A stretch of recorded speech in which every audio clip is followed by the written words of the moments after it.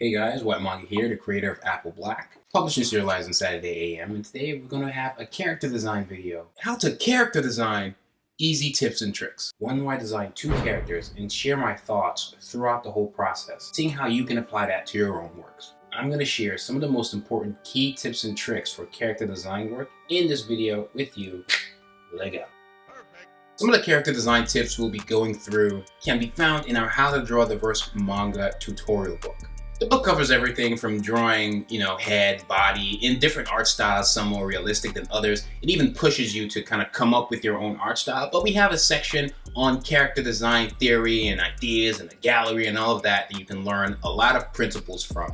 Gathering knowledge on how different creators put together their character designs and why they do so. Whether it be a design that's just more fashionable or functional or a bit of both, all that happens here. And with that, we're going to be creating our own anime, manga, webtoon type character. Usually like to gather some ideas. I remember when we were putting this character together, we were kind of just picking from a hat where we're combining two separate things. A young, fun-looking black girl, and then the other thing I picked was a cyborg, right? It was almost random, and it was like, all right, we're gonna create a cyborg-like, Astro Boy-ish type young black girl that's also kind of a cyborg. We did that for a couple other characters in the book. Even the other character that we touch on here, it's like, okay, K-pop, and then we were thinking streetwear. Okay, then combined the two, and it was almost like random picking from a hat two things and then combining them to form something completely new. So for the cyborg, you kind of just look for reference to just put your mind in that state. So I was looking at images from Raiden and Metal Gear. I was looking at images from actual Cyborg from Justice League and things like that, and trying to gather as much information, just put my mind in that mood. Pinterest, Behance, even Google Images, you can use whichever you want. After that, I kind of start with my sketches. I already had an idea of what I wanted in my head. I wanted someone young, not too tall. Again, giving me that Astro Boy energy. Maybe she had been worked on in a lab or something like that. I was also thinking of Frankenstein, hence why the character I decided to name her Frankie. It was in between Frankie or Simone, or Frankie Simone, I don't know. Still a work in progress. So far, she's been called Frankie. And that's just kind of like a nod to Frankenstein in a way. But in my head, I was already kind of forming a story for her, and that was helping inform what I was going to put in her design, how she was going to look. Maybe she even has body parts from different people, hence tying into that whole Frankenstein energy. But it was not just a cyborg, it was really a cyborg ninja. So I'm also looking at ninja iconography. That's why Raiden from Metal Gear really came to mind, because he kind of has like a samurai sword and all of that. So that was all the stuff that was going on in my head. I'm just forming a simple pose and thinking of how I'm going to put together the character design sheet so we can see her from the front, side, or just be able to see her in different views where we can kind of get a 360 of how she looks overall. I decided to give her like a huge afro that would help with her overall silhouette design. When your character has a strong silhouette, that's a good sign that you have a very recognizable, memorable, good character design. So even if she's just blackened out completely, she'd be very recognizable. And for her afro, I decided to make it shuriken shaped. Again, tying into that whole ninja vibe. I really love how it strengthened her silhouette. Like you can see just her in a shadow and you notice her. Then now I'm just playing around with ideas. Another strong thing to do with your character design is to iterate, try different versions, try new things. And with here, I'm just trying to think, how do I want her ear? What do I want there? And I'm just playing around with some ideas of what I want, what I don't. With her shoes, reminiscent of like the typical olden age Japanese slippers, but again, a little more cyborgy. So this is where some of that Metal Gear energy comes in with the shoes, where she's not really wearing slippers. It's probably like a metal space for her big toe and then the rest of her toes separately. But again, it's a nod to the old Japanese slippers, but this is more sci-fi. Metal Gear also does that in some kind of way, so that came into play. It's playing around with the mask. If she's a ninja, maybe she's an assassin, maybe she's like a cyborg that's sent on missions. She's under control, and then maybe she wakes up from it and she's now a good assassin with the memory files of all the terrible things she's done as a child and who would make her do it. So sometimes some story stuff comes into play, and that's also helping inform what I'm putting on the paper, in this case, this digital canvas. But I keep playing around with ideas until I'm satisfied. Maybe give her some kind of heart type thing, similar to like an Iron Man type vibe. Not 100% sure what it is. This is a case of having the character design before having a fully fleshed out backstory. At the end of the day, you can view this as just a draft, and then if this becomes a thing in the future, changes could be made. Giving her a weapon, maybe giving her some pants, Sometimes you just need to be able to justify the decisions that you make. And maybe in my head, these pants just give her more of a hip vibe, and she's that kind of person. She's hip, fashionable. She's not just about her cyborg suits or body. It's cool. She's a cool murderer, or used to be. Now, maybe now she's just cool. Maybe. Flowy type belt or waist area. See that a lot with the ninjas and samurais and stuff like that. Just trying to evoke a similar response that you would find with characters of the same ilk. Now with the face, I was playing around with different ideas, but I wanted a face that looked innocent and fun, but had the capacity to be terrifying. I didn't want a face that was just straight up evil looking or too innocent. It can't be seen as anything else. I was trying to strike a fine balance. When the eyes are too slanted and too angular, that's where some shape language comes into play. And triangles and like sharp edges are associated with characters that are too cunning or edgy. And so you need to strike that fine balance with something that's round or square or triangle. In the book, the square is for reliable, trustworthy, and uniform and traditional. The circles for like harmless, charismatic, bubbly, and endearing. And then you have the triangle for the cunning, sharp, aggressive, and dynamic. So using shape language, you want to strike a fine balance. With whatever shape you create, the shape needs to at least primarily look like one of the shapes and not look like a complete square, circle, triangle. Is just weird because then you're not really picking. You need to have a focus. And her whole vibe, I was going for something a little more circle and triangle. You can even get some of the triangle vibes from her hair to show that she is cunning and sharp. She has that within her vibe, but she's also charismatic, bubbly, and endearing. So you get a lot of circly stuff as well. You can definitely combine shapes as we saw with the Overwatch examples. You just want to make sure, so for instance, if your character is mostly cunning, then you want the design to be mostly sharp and angular. The eyes are a powerful feature in character design, and they can tell you a lot about a character. Even in some of the most popular anime out there, like My Hero Academia, let's take Ida, Bakugo, and Deku Broccoli. Ida, the straight man, the leader, the by-the-book guy. If you notice, his eyes are more squarish than anything else. Bakugo, his eyes are more triangular. Even the sharp edges in his hair tell you something. So it doesn't always have to be an eye, it can even be his whole body shape as well. And then Broccoli Deku, who's mostly endearing, or at least is hinted at by his rounded out eyes. I have other videos that go into more depth about shape language, color, silhouette tests, and so on. And I'll leave links to those at the end of this video. I keep playing around, draw her from different angles, and then ink and start figuring out what colors I'm going to use. Showing, more aspects of the design, maybe like a ninja mask, giving it more of a scary vibe. I wanted a hairstyle that was very memorable and one that you wouldn't commonly find in anything, anime, manga, anywhere animated for the most part.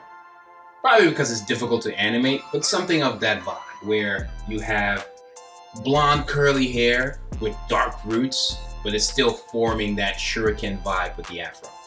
Somebody asked, I can always BS and talk about, the light blonde parts are a symbol of, her being good, and the dark parts are, her dark past. I just made that up. But it works, doesn't it? Also, sometimes with the colors you choose, you just want to be consistent, and maybe you can follow a color symbolism chart, and each color kind of represents something. You just want to make sure, similar to when you're picking a general shape for the shape language of your character, just to make sure there is a focus and you're not just trying to be everything. Just like with the shapes, whatever you primarily choose needs to take most of the percentage. It could be 70, 30, 10, 60, 40, 70, 30. Same thing with the colors. You don't want to pick a bunch of colors and have everything be oversaturated. Sometimes you might need to dull out some or really pop out maybe the little ones. So you still pick a certain amount of colors, usually two major ones. They can be like 70, 20, and then 10% everything else, but maybe it's like really dulled out so it's not saturated at all. Sometimes you can do that with colors that maybe might not usually gel, but because they're dulled out in a way, it's almost like they're the same gray color, but they're not. Here is a ninja cyborg, so generally you want darker colors. And so I've gone with like black, right? Or a really dark gray. And I'm playing with some grays and things like that. They're of a similar hue, still different in certain areas and contrast each other enough. So we got some whites, we got some blacks. Those represent what they do in the color chart. I've picked them with purpose. For example, black is associated with, say, death. If she's a ninja, cyborg, assassin type, that makes sense, right? Also from a functional standpoint, black is good for stealth. And then you have reds that pop, and those are also associated with terms like danger. So primarily we have a lot of white, black, and red. And then there's still other colors, but the percentages is low. So colors like her skin color or color of her hair and things like that. But it makes it natural, as you know, that's what would normally happen when you're picking out outfits. You still have your skin color and everything and playing around with the costume, but the costume is the main thing, right? So that's where the higher percentages are. I even have a green in the back for certain parts of the suit that maybe should be more flexible or whatever. This is some of the Metal Gear coming in. But even that green is so subdued that it might as well be gray, so it doesn't like kill anybody's eyes. The same way she would mess you up if you were on her list, yo. And even then, the dark skin you can argue is a hue to just the dark, stealthy costume. So the main primary color here is black, which makes sense. So you kind of want to be thinking in that realm. You don't want to have too many colors where there isn't any focus. You don't want all the colors to be saturated, because then the viewers don't know where to look. You have to be strategic in that sense. I'm even going to have different skin tones that are recognizably still black, but still part of her body, just to show that maybe there are patches of her skin that are from different people, selling that whole Frankenstein vibe. And you can see this at the corners of her head. Then we add the rest of the color, shading. Hell, we see another Frankie that's drawn here. You can see more functionality in the sword and how it kind of, in a way, recoils, if that's the term. She doesn't have a sheath to put the sword in. Almost like a lightsaber, but not exactly. Helps selling that whole cyborg vibe. And this is the character design we came up with. And like I said, the silhouette is strong, I think. Y'all can let me know in the comments. For the most part, we've had a design that's more functional. You can kind of see how the design plays into who she is, what she does, and how it assists her in whatever kind of way. Here, we're having one that's a little more fashion, less functional, a little more high hip, urban streetwear fashion going on here. And this is for the second character. Like I said, we picked K-pop, and then we picked streetwear, and then it was like, we combined the two and let's come up with something interesting. As usual, you look for inspiration. As you see me here doing on Pinterest, you can do this anywhere you want, like I said. And I was going for your K-pop vibes, you know, what you usually see is your lead character on Webtoon or something. And then you combine the two and do a similar thing. You already see me here putting in the flats for the character. And even when I'm laying down the flats, for things that might generally be the same colors, in this case you can see with the blacks, I try to give different materials different kinds of hue. So even though they're all black, they're different shades or different hues of black. That way everything kind of looks more organic. And with the face here, I wanted it to look less like your typical big-eyed anime character and a little bit more realistic.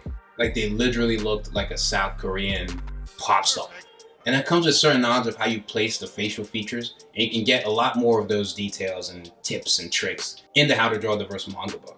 That way you have a better understanding of how to draw someone's ethnicity in a more realistic sense and properly. There is a sense of exaggeration how high the hair goes, doing a little bit of a Leonardo DiCaprio type thing from Titanic, but still giving off that K-pop vibe. You got the earrings, you know, certain things that you find once you're in the mood looking at all those K-pop stars and trying to create your own. And then this is what you got. That's how we created Junseo here, the K-hype beast.